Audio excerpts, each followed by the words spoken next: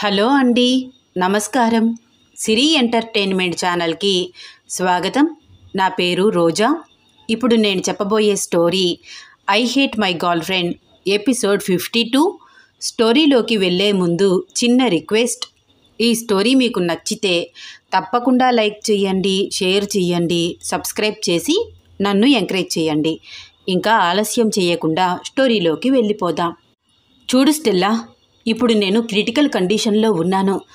ఇన్ని రోజులు శ్రద్ధ group of industry accounts అన్నీ నేనే చూసుకున్నాను. సూర్య చక్రవర్తి గారు చనిపోవడం, చిన్నమ్మాయి గారు ఈ వెంకట్ని పెళ్లి చేసుకోవడం, ఇవన్నీ ఊహించని విధంగా జరిగిపోయాయి. ఈ వెంకట్ సీఈఓగా ఆఫీస్కి వచ్చినప్పటి నుంచి అతని చేతుల్లోకి బిజినెస్ వ్యవహారాలన్నీ తీసుకున్నాడు. అకౌంట్స్లో లెక్కలు తేడా ఉన్నాయని, టాలీ అవ్వట్లేదని గట్టి పట్టుపట్టాడు. బెంగళూరు ట్రిప్ కంప్లీట్ అయ్యి వచ్చిన తర్వాత నా పని పట్టడం ఖాయం. ఖచ్చితంగా నేను జైలుకి వెళ్లాల్సి వస్తుంది. అలా జరగకుండా ఉండాలి అంటే నేను ఊరు విడిచి ఎటైనా పోవాల్సి వస్తుంది. ఏంటి నారద్ గారు, మీరు ఇంత కంగారు పడుతున్నారు? చూడు స్టెల్లా, నేను భయపడట్లేదు, జాగ్రత్త పడుతున్నాను. నా బాధ ఏదో నేను పడతాను, కానీ నువ్వు నాతో చేసుకున్న డీల్ ముందుగానే జరగాలి. బెంగళూరు ట్రిప్ తర్వాత కాదు. అప్పుడే నేను వెంకట్ గారి జర్నీ డీటెయిల్స్ మొత్తం నీకు ఇస్తాను. ఆయన ఏ హోటల్లో స్టే చేస్తున్నారు, మీటింగ్కి ఎన్నింటికి అటెండ్ అవుతారు, ఎక్కడ కాన్ఫరెన్స్ జరుగుతుంది, ప్రతి విషయం నీకు నేను ఇన్ఫర్మేషన్ ఇస్తాను. అలాగే నీకు ఎంత మనీ కావాలన్నా నేను ఇన్వెస్ట్ చేస్తాను. స్టెల్లా తనలో తానే ఆలోచిస్తోంది నారద్ మాటలు విని. ఇదేంటి, వీడు ఉన్నట్లుండి రివర్స్ అయిపోయాడు? వాడికి కావాల్సింది కేవలం నాతో 1 నైట్ అంతే. వాడికి కావాల్సింది వాడికి ఇస్తే నాకు కావాల్సిన ఇన్ఫర్మేషన్ నాకు ఇస్తాడు. నాకు విక్కీ కావాలి అంటే నేను ఈ పని చేయాల్సిందే. Stella, are you here? హా, I am here. Okay, done.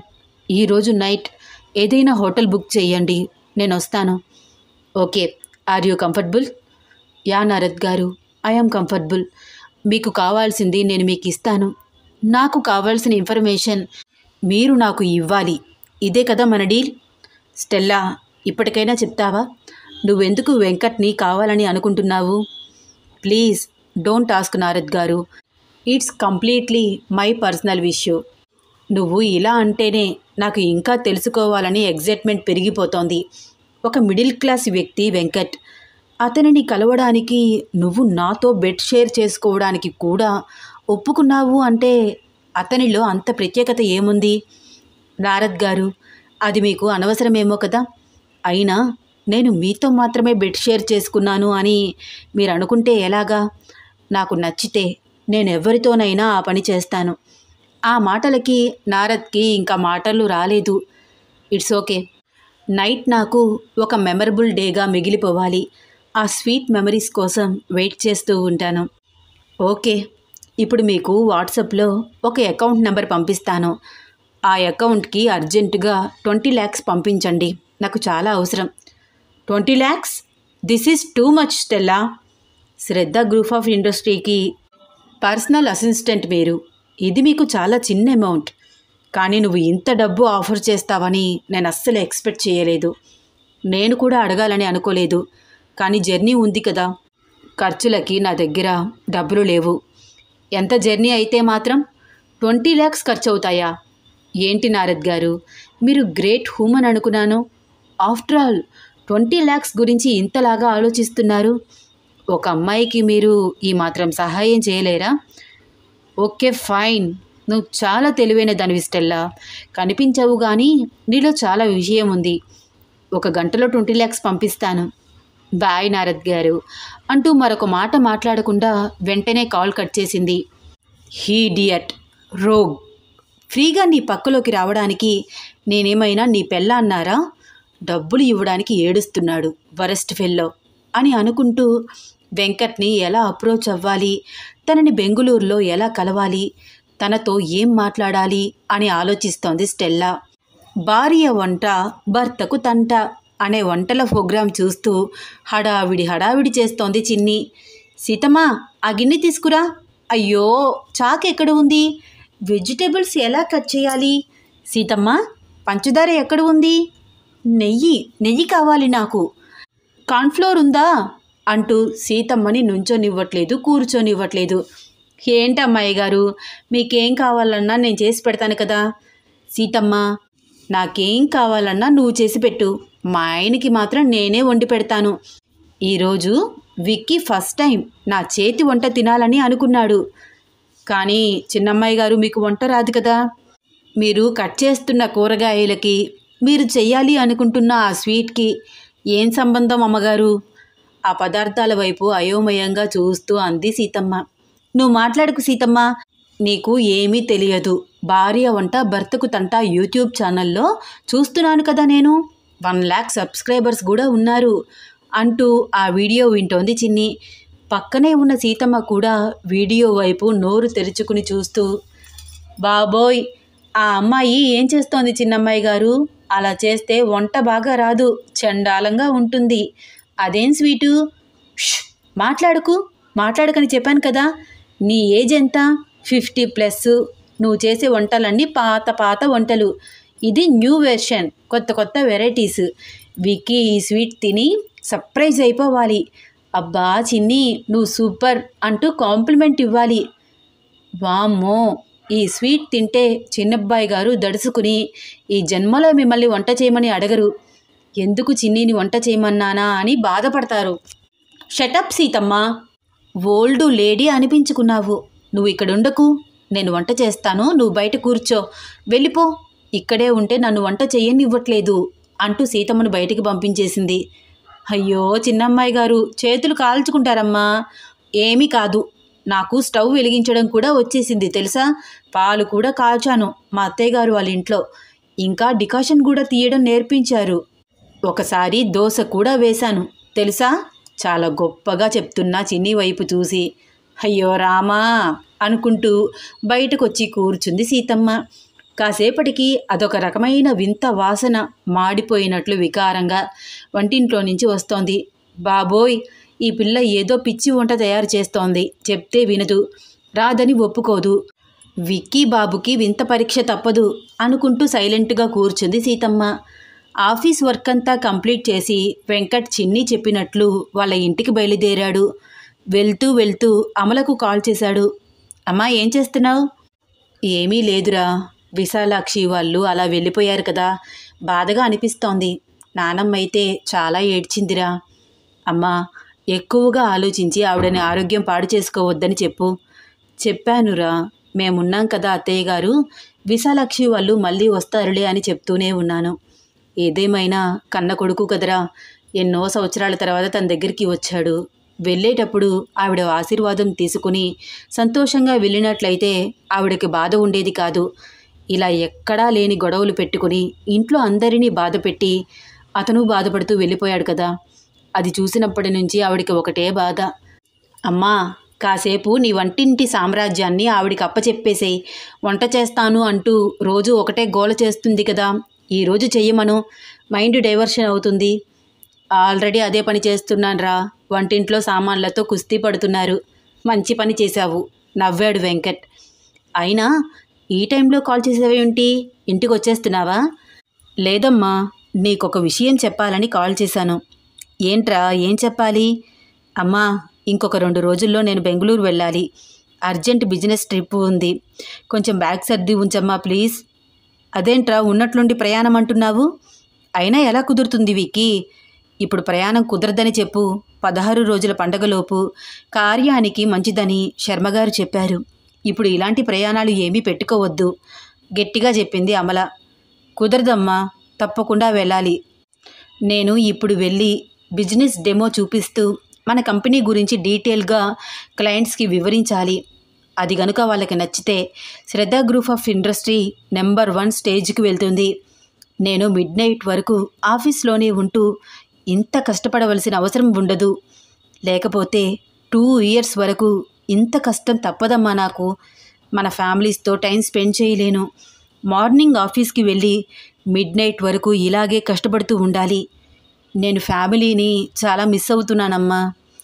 ఒరే వెంకట్, మరి ఇప్పుడు ఎలారా? ఇప్పటికే జరగాల్సిన కార్యక్రమాన్ని మేము ఆలస్యం చేశామని బాధపడుతున్నాము. ఇప్పుడు ఈ అనుకోని ప్రయాణం ఏమిటి? అమ్మా, మహా అయితే 3 వారాలు అంతే. నేను వీలైనంత త్వరగా తిరిగి వచ్చేస్తాను. తిరిగి వచ్చాక మీ ఇష్టం. అప్పుడైనా ఈ ఏర్పాట్లు చెయ్యొచ్చు కదా. పాపం రా చిన్ని, పెళ్ళి అయ్యి జస్ట్ 14 డేస్ అవుతుంది. అప్పుడే నువ్వు ఇలా తనకి దూరంగా వెళ్ళడం బాధపడుతుందిరా. నేనేమీ అక్కడే ఉండిపోను కదమ్మా. ఇప్పుడు నేను డీల్ చేసే ప్రాజెక్ట్ సక్సెస్ అయితే రోజు కన్నా తనతో నాకు టైం స్పెండ్ చేయడానికి కుదురుతుంది.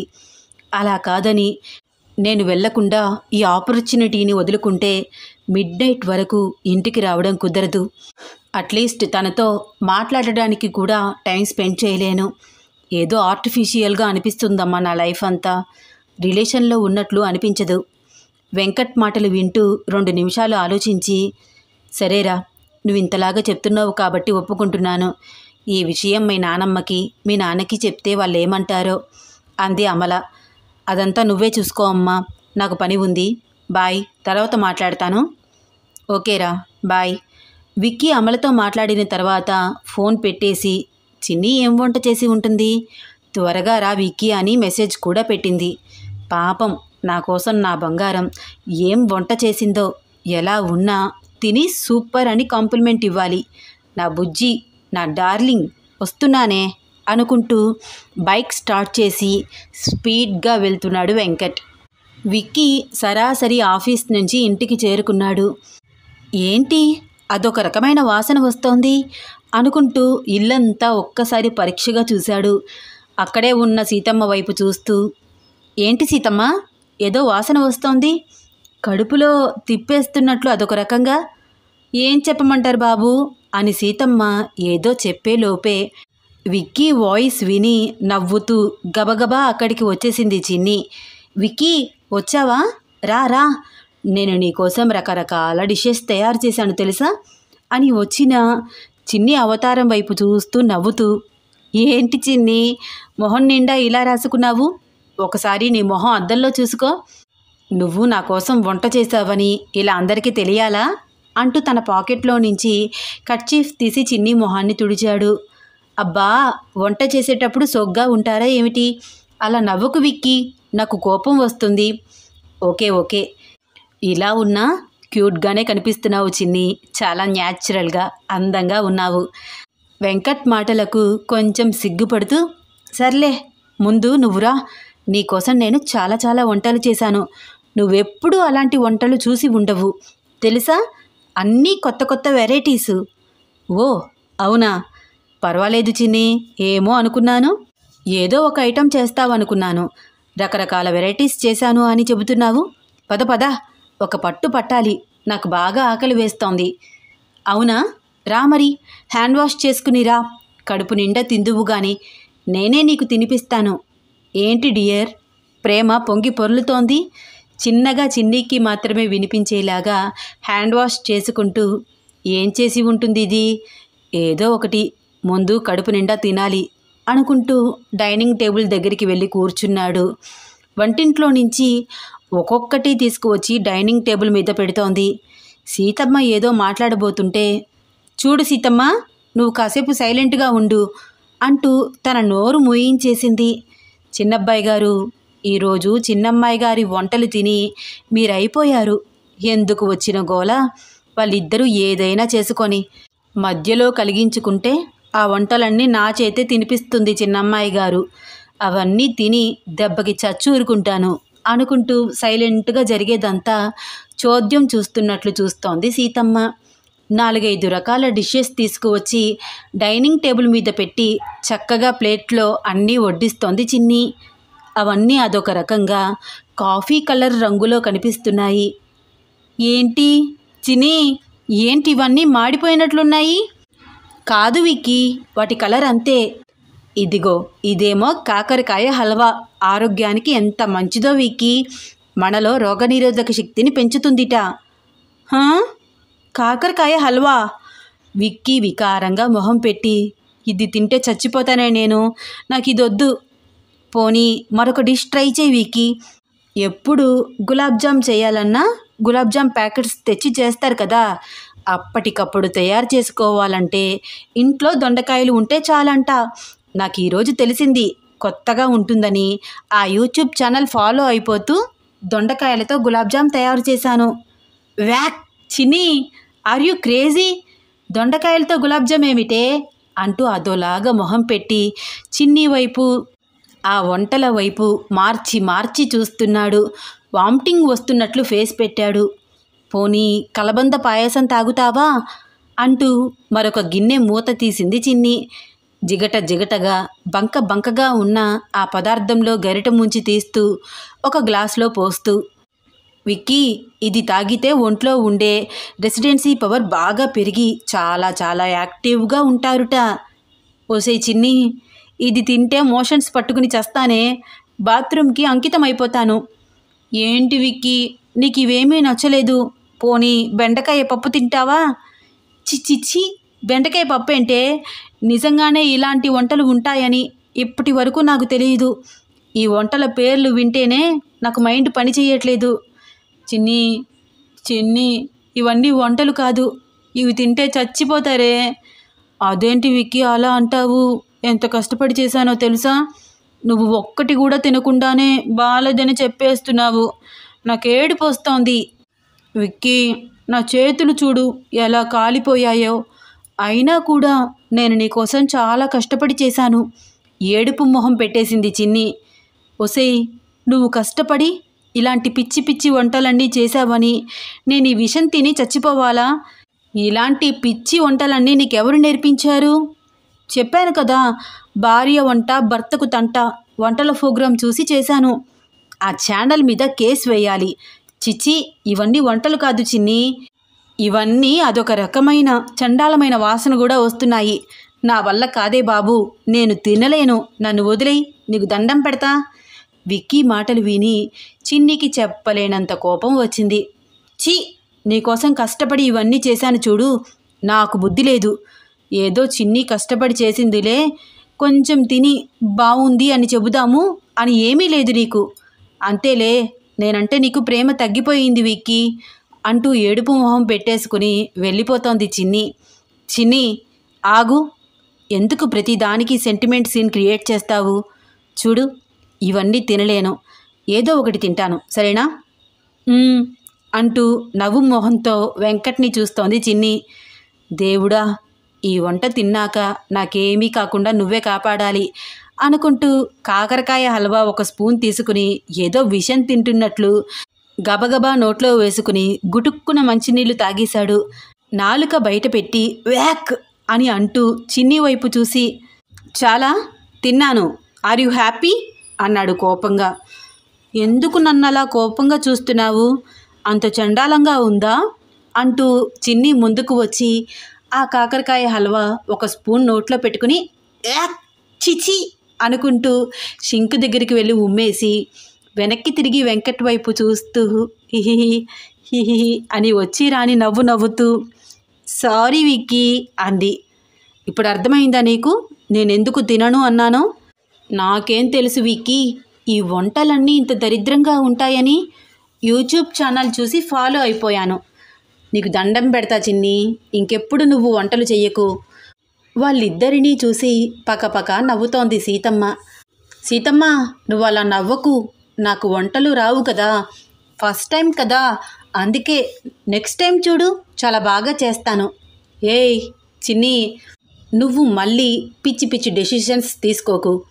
సీతమ్మ, నువ్వు వెళ్ళి మా కోసం ఏదైనా చేసి తీసుకురా, ఆకలేస్తోంది. ఇదేదో వండేస్తుంది, తినేద్దామని వచ్చేశాను. సీతమ్మ వంట చేసేసరికి టైం పడుతుంది కదా విక్కీ, నువ్వేమో ఆకలేస్తుంది అంటున్నావు. పోనీ కలబంద పాయసం ట్రై చేస్తావా? చిన్ని, అది పాయసం కాదే, ఫెవికల్. ఒక స్పూన్ తింటే నోరు అతుక్కుపోయేటట్లుంది. సీతమ్మ, ఇది ఇలాగే అంటూ ఉంటుంది, నువ్వు వెళ్ళి ఏదో ఒకటి వండి పెట్టు. అట్టగే బాబు అని నవ్వుతూ 5 నిమిషాల్లో వండి తెచ్చేస్తాను అని వాళ్ళిద్దరి సంభాషణ వింటూ ముసిముసిగా నవ్వుకుంటూ వంటింట్లోకి వెళ్ళింది. సారీ విక్కీ, ఆకలేస్తోందా? బాగా. అయ్యో, పోనీ పిజ్జా ఆర్డర్ పెట్టనా? వద్దు చిన్ని, ఏమీ వద్దు. వాడు ఇంటికి వచ్చేలోపు సీతమ్మ వంట చేసేస్తుంది. బాగా హెడేక్గా ఉంది, కాసేపు నిద్రపోతాను. ఓకే. ఓకే ఏంటి ఓకే, మొగుడు తలనొప్పిగా ఉంది అంటే కొంచెం ఆయిల్ రాసి మసాజ్ చేయాలని కూడా తెలియదా నీకు? అవునా? అలాంటి రూల్ ఒకటి ఉందా? నాకు నిజంగా తెలియదు. అమాయకంగా చూస్తూ అంటోంది చిన్ని. హా, ఇలాంటి రూల్స్ చాలా ఉన్నాయి. ఆయిల్ తీసుకుని రూమ్లోకి రా అంటూ విక్కీ రూమ్లోకి వెళ్ళాడు. చిన్ని ఆయిల్ తీసుకుని రూమ్లోకి వెళ్ళింది. విక్కీ అంటూ చుట్టూ చూసింది. తనని వెనక నుంచి గట్టిగా హగ్ చేసుకుని ఒక్కసారిగా గాల్లోకి ఎత్తి తిప్పాడు వెంకట్. గట్టిగా అరుస్తున్న చిన్ని నోరుని మరొక చేతితో మూసేశాడు. అరవకే, అబ్బా వదులు. వెంకట్ చేతులు విడిపించుకుని వెంకట్ వైపుకి తిరిగి చూస్తూ, తలనొప్పి అన్నావు, నిన్ను చూస్తుంటే అలా లేదు, పూర్తి రొమాంటిక్ వెర్షన్లో కనిపిస్తున్నావు. అవును, తలనొప్పిగా ఉన్నమాట నిజమే, రొమాంటిక్ ఫీలింగ్స్ వస్తున్నమాట కూడా నిజమే. తప్పేంటి డియర్ అంటూ తనకి ఒక అడుగు దూరంలో ఉన్న చిన్నీని దగ్గరికి లాక్కుంటూ అడిగాడు. అయితే ముందు కూర్చో, ఆయిల్ రాసి మసాజ్ చేస్తాను అంటూ విక్కీని కూర్చోపెట్టి చక్కగా ఆయిల్ చేతుల్లోకి తీసుకుని 2 చేతులకి రాసుకుంటూ వెంకట్ జుట్టులో తన మునివేళ్లు పెట్టి చక్కగా స్పృశిస్తూ వేడి పుట్టేలాగా రుద్దుతూ మసాజ్ చేస్తోంది చిన్ని. చిన్ని మసాజ్ చేస్తూ ఉంటే గాలిలో చీర కొంగు రెపరెపలాడుతూ పవిట చాటు అందాలు కనిపిస్తూ ఉంటే అలాగే చూస్తున్నాడు విక్కీ. పాలమీగడ రంగులో వంపు తిరిగి ఉన్న చిన్ని నడుం వైపు చూస్తూ, చిన్ని ఈ ఒక్కసారికి కమిట్ అవుదామే ప్లీజ్ అంటూ చిన్ని నడుం చుట్టూ చేతులు బిగించి ముద్దు పెట్టాడు. విక్కీ మీసాలు గుచ్చుకోవడంతో ఏయ్ అని అరుస్తూ తల మీద ఒక్క మొట్టికాయ వేసింది. అబ్బా కొడతావేమిటి? కొట్టక ముద్దు పెట్టుకోవాలా? హా, అలా చెయ్యి బాగుంటుంది. ముద్దు కాకపోతే హగ్ చేసుకో. అవును చిన్ని, నీ చేతులు కాలాయి అన్నావు కదా, చూపించు అంటూ తన చేతులు 2 దగ్గరికి తీసుకుని చూశాడు.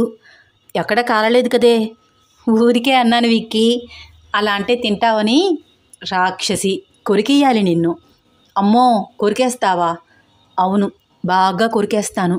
ముద్దులతో ముంచేస్తాను, కౌగిలిలో బంధించేస్తాను. చిలిపిగా చిన్ని వైపు చూస్తూ కన్ను కొడుతూ అంటున్నాడు. వామ్మో, నీలో చాలా వేషాలున్నాయి విక్కీ. ఏం చేయమంటావు? నాకు ఇలాంటి ఫీలింగ్స్ వచ్చినప్పుడు నీకు కాక నేను ఇంకెవరికి చెప్తాను?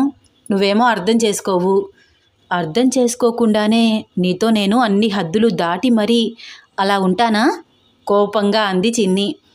ఎలాగో హద్దులు దాటేశాం కదా చిన్ని, ఈ ఒక్కసారికి అడ్వాన్స్ అయితే తప్పేమీ కాదు. విక్కీ, ఇప్పటికైతే మనం చాలా చాలా అడ్వాన్స్ అయిపోయాము. పైగా సేఫ్టీ యూజ్ చేయలేదు. ఇలాగే రిపీట్ అయితే ఖచ్చితంగా నాకు ప్రెగ్నెన్సీ వచ్చేస్తుంది విక్కీ. వద్దురా ప్లీజ్ అంది చిన్ని. ఏ, నీకు పిల్లలు ఇష్టం లేదా? చాలా చాలా ఇష్టం నాకు. కానీ అత్తయ్య వాళ్ళ దృష్టిలో మన మధ్య ఇంకా ఇంత దగ్గరతనం లేదు కదా. ఇప్పటికి మన పెళ్ళయి జస్ట్ 15 డేస్ అవుతుంది. ఇప్పుడు నువ్వు మరొక 20 డేస్ వరకు బిజినెస్ ట్రిప్ అంటున్నావు. ఒసేయ్, చెప్పాను కదా నీకు ఆల్రెడీ. 3 మంత్స్ వచ్చే వరకు ఎవ్వరికి నువ్వు ప్రెగ్నెంట్ అని కూడా తెలియదు. ఏమీ కాదే, మార్నింగ్ నుంచి ఆఫీస్లో టెన్షన్ తట్టుకోలేక పిచ్చెక్కిపోతోంది చిన్ని. నీతో అలా ఉంటే కొంచెం రిలాక్స్గా ఉంటుంది, కాదనకే. Are you crazy? ఏంటి విక్కీ, ఎప్పుడు పడితే అప్పుడేనా? టైం పాడు లేదా? భార్యాభర్తల మధ్య టైం ఏంటి చిన్ని అంటూ చిన్నీని దగ్గరగా తీసుకుని పెదవులను అందుకుని గాఢమైన ముద్దిచ్చాడు విక్కీ. చెయ్యి వెనకగా పెట్టి చిన్ని వేసుకున్న బ్లౌజ్ థ్రెడ్ లాగాడు. తనని మరింత హత్తుకుంటూ కౌగిలిలో బంధించేశాడు. మెడ మీద, బుగ్గల మీద, కళ్ళ మీద ఇలా చిన్ని అణువణువు ముద్దులతో స్పృశిస్తూ మత్తులో ముంచేస్తున్నాడు. వెంకట్ ఊపిరి స్పర్శకి అతనికి అనుకూలంగా స్పందిస్తోంది చిన్ని. చిన్ని అణువణువు తన సొంతం చేసుకుంటున్నాడు వెంకట్. వెంకట్కి తన అందచందాలను ఇచ్చి ఆనందించింది చిన్ని. ప్రణయ కలాపాలలో చివరి అంచుల వరకు వెళ్ళి దాంపత్య మధురిమని అనుభవించారు ఇద్దరు. ఒకరి కౌగిలిలో ఒకరు ఒదిగిపోయారు. అలసి సొలసి అలాగే ఉండిపోయారు. ఏంటి వీళ్ళు? గదిలోకి వెళ్ళి 2-3 గంటలవుతోంది, బయటికి రారు. వెళ్ళి పిలుద్దాము అంటే కొత్త జంట, కొత్త కాపురం. ఏం చెయ్యాలి అని ఆలోచిస్తోంది సీతమ్మ. వాళ్ళిద్దరూ బయటికి ఎప్పుడు వస్తారా, ఎప్పుడు భోజనాలు వడ్డించాలా అని వాల్ క్లాక్ సౌండ్ చేస్తూ నైట్ టైం 8:30 అయినట్లు చూపిస్తోంది. బాబోయ్ అంటూ లేచి కూర్చుంది చిన్ని. ఏమైందే, ఎందుకలా అరుస్తున్నావు? అరవక ఏం చేయను? టైం చూడు విక్కీ, 6 అయిపోయింది. నేను త్వరగా ఇంటికి వెళ్ళాలి, లేకపోతే అత్తయ్య కాలేజీకి వచ్చేస్తుంది అంటూ బెడ్ పై నుంచి లేచి టవల్ తీసుకుని వాష్రూమ్లోకి వెళ్ళి ఫ్రెష్ అప్ అయి వచ్చింది. అప్పుడే స్నానం చేసి వచ్చిన చిన్ని ఒంటి మీద నీటి బిందువులు తామరాకుపై నీటి బిందువుల్లాగా మెరుస్తూ అందంగా కనిపిస్తున్నాయి. అబ్బా చిన్ని, ఇప్పుడు ఇంకా అందంగా కనిపిస్తున్నావే అని దగ్గరికి రాబోతున్న విక్కీని చూసి, ఓయ్ ఏంటి మళ్ళీనా? చంపేస్తాన్రోయ్ నిన్ను. ఊరుకుంటే మరీ మరీ రెచ్చిపోతున్నావు, కొడతాను, నా గురించి నీకు తెలియదు అంటూ వార్నింగ్ ఇచ్చింది. కొడతావే కొడతావు, రా చీర కడతాను నవ్వుతూ అంటున్న వెంకట్ వైపు చూసి చూడనట్టు చూస్తూ, ఆగరా 1 మినిట్, బ్లౌజు స్కర్టు వేసుకుని వస్తాను. ఓకే ఓకే అంటూ అలాగే చూస్తున్నాడు వెంకట్. ఆ చూపేంట్రా, నువ్వు కూడా వాష్రూమ్లోకి వెళ్ళి ఫ్రెష్ అప్ అవ్వు. అబ్బా చిన్ని, నీకు చీర కట్టి వెళ్తాను. ఆహా, ఏమీ అవసరం లేదు, నువ్వు ఇంతింత గుడ్లు వేసుకుని చూస్తున్నావు. ఒసేయ్, ఇంకా నా దగ్గర సిగ్గేనా? అయినా నాకు తెలియనిది ఏముంది డియర్. అంటే లైట్ వేసి ఉంది బుజ్జి మన రూమ్లో, వెలుగులో నువ్వు నన్ను అలా చూస్తుంటే నాకు సిగ్గు. నాకు టైం అవుతుంది, నువ్వు వెళ్తావా వెళ్ళవా? గోల చేస్తోంది చిన్ని. వెంకట్ వాష్రూమ్లోకి వెళ్ళాక రూమ్లో లైట్ ఆఫ్ చేసి స్కర్టు బ్లౌజు వేసుకుని చీర కట్టుకోవడానికి రెడీగా నుంచుంది.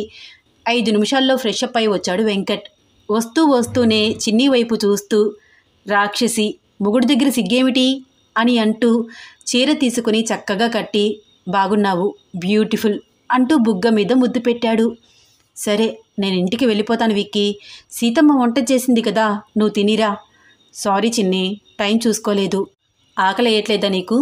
లేదులే, నేను వెళ్ళాలి. అత్తయ్యకి నేను ఈవినింగ్ కాల్ చేసి ఎక్స్ట్రా క్లాసులు ఉన్నాయని చెప్పాను.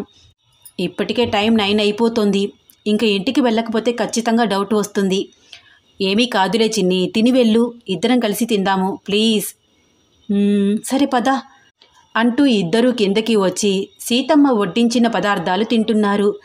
ఇద్దరూ ఒకరి వైపు ఒకరు చూసుకుంటూ ముసిముసిగా నవ్వుకోవడం, వాళ్ళల్లో వాళ్ళు ఏదో సైగలు చేసుకోవడం, వేరే డ్రెస్సులతో కిందకి రావడం అంతా గమనిస్తున్న సీతమ్మకి వాళ్ళ మధ్య ఏం జరిగిందో అర్థమయ్యింది. తాను కూడా ఆ కొత్త జంటని చూస్తూ నవ్వుకుంటూ, ఇలాగే ఎప్పుడు అన్యోన్యంగా ఉండాలి అమ్మాయి గారు మీ జంట, నాదిష్టే తగిలేటట్లు ఉంది మీకు అనుకుంటోంది మనసులో. అప్పుడే చిన్ని ఫోన్ మోగింది. విక్కీ, ఫోన్ వస్తోంది. చిన్ని చాలా కంగారు పడుతోంది. కూల్గా మాట్లాడు, ఏమీ కాదు. చిన్ని ఫోన్ తీసి, హా అత్తయ్య చెప్పండి. ఏం చెప్పాలి చిన్ని, నువ్వెక్కడున్నావు? టైం 9 దాటుతోంది. వచ్చేస్తున్నాను అత్తయ్య, దారిలో ఉన్నాను. త్వరగా రా అమ్మా. అలాగే అత్తయ్య, జస్ట్ 20 మినిట్స్లో ఇంట్లో ఉంటాను అంటూ కాల్ చేసి వెంకట్ వైపు చూస్తూ మాట్లాడుతోంది. ఇదంతా చూస్తున్న సీతమ్మకి ఏమీ అర్థం కావట్లేదు. అదేంటి చిన్నమ్మాయి గారు, ఎందుకు పెద్దమ్మగారితో అబద్ధాలు చెప్తున్నారు? ఇక్కడికి వచ్చానని చెప్పొచ్చు కదా, చెప్పకుండా దాస్తున్నారంటే ఏమిటి విషయము? పైగా కంగారు పడుకు, కూల్గా మాట్లాడు అని చిన్నబ్బాయి గారు కూడా ఎందుకు చిన్నమ్మాయి గారికి సపోర్ట్ చేస్తున్నారు? వాళ్ళిద్దరి వైపు అనుమానంగా చూస్తూ ఆలోచిస్తోంది. వెంకట్ చిన్ని భోజనం కంప్లీట్ చేసి, చాలా బాగుంది సీతమ్మ, నీ చేతి వంట అమృతం అని కాంప్లిమెంట్ ఇచ్చేసి అక్కడ నుంచి బైక్ మీద బయలుదేరారు. విక్కీ, మనమిద్దరం డ్రెస్ చేంజ్ చేసుకున్నాం కదా, ఇంటికి వెళ్తే అత్తయ్య గుర్తుపట్టి గొడవ చేస్తారు. ఇదేమిటి చిన్ని, వెళ్ళేటప్పుడు చీర కట్టుకున్నావు, ఇప్పుడు మరొక చీర కట్టుకుని వస్తున్నావు అని అడిగితే ఏమని సమాధానం చెప్పను? ఏమని చెప్తావు? మీ ఇంటికి వెళ్ళానని చెప్పు, సీతమ్మని చూడాలనిపించిందని చెప్పు, అది కూడా నిజమే కదా. విక్కీ, మనం అబద్ధాల మీద అబద్ధాలు ఆడుతున్నాం కదా, ఏం చేద్దాం చెప్పు? బెంగళూరు నుంచి రాగానే మనకి ఫస్ట్ నైట్ ఏర్పాటు చేస్తారు. అప్పుడు మనం ఇలా కలవడానికి రాంగ్ రూట్ని ఫేస్ చేయక్కర్లేదు, ఎప్పుడు కావాలంటే అప్పుడే అని వెంకట్ అంటుంటే, కనిపించవు కానీ నువ్వు పెద్ద రౌడీ విక్కీ, డైలీ నువ్వు రొమాంటిక్ మూడ్లోనే ఉంటావనుకుంటా కదా అంటూ నవ్వింది చిన్ని. ఒసేయ్, నాకేమైనా 70 ఇయర్స్ అనుకుంటున్నావా? I'm just 26. నాకు తెలుసులేవోయ్. మరి తెలిసే ఎందుకు అడుగుతున్నావు? నీ మాటల్లో విందామని లేవోయ్. ఇలా మాట్లాడుకుంటూ నవ్వుకుంటున్నారు విక్కీ చిన్ని. అవును విక్కీ, నేనంటే మా ఇంటికి వెళ్ళానని చెప్తాను. నువ్వేమని చెప్తావు? నీ డ్రెస్ కూడా చేంజ్ అయ్యింది కదా. నా బాధలేవో నేను పడతాను. ఏదో ఒకటి చెప్తానులే, నువ్వు కూల్గా ఉండు. కానీ చిన్ని, ఈరోజు భలే బాగుంది కదా. బాగా ఎంజాయ్ చేశాం కదా. చిన్ని ఏమీ మాట్లాడట్లేదు, గోర్లు కొరికేసుకుంటోంది. చిన్ని నుంచి ఆన్సర్ రాకపోయేసరికి సైడ్ మిర్రర్లో నుంచి చిన్నీని చూస్తున్నాడు. ఏంటే ఆకలేస్తోందా? కాదురా, సిగ్గేస్తోంది. అవునా బేబీ అని నవ్వుతున్నాడు వెంకట్. వెంకట్ నవ్వుతుంటే తనకి ఇంకా సిగ్గొచ్చేస్తోంది. వెంకట్ని వెనక నుంచి గట్టిగా పట్టుకుని వెంకట్ వీపులో తన మొహం దాచేసుకుంటోంది. హేయ్ చిన్ని, కితకితలొస్తున్నాయి. ఇద్దరూ ఒకటే నవ్వులు. వస్తున్న దారంతా అలా సరదాగా మాట్లాడుకుంటూ ఇంటి వరకు చేరుకున్నారు. వీళ్ళ అల్లరి ప్రేమ కథలో నెక్స్ట్ ఏమవుతుంది తెలుసుకోవాలని ఉందా? అయితే వచ్చే ఎపిసోడ్ కోసం వెయిట్ చేస్తూ ఉండండి. ఈ స్టోరీ మీకు నచ్చితే తప్పకుండా లైక్ చేయండి, షేర్ చేయండి, సబ్స్క్రైబ్ చేసి నన్ను ఎంకరేజ్ చేయండి. ధన్యవాదాలు.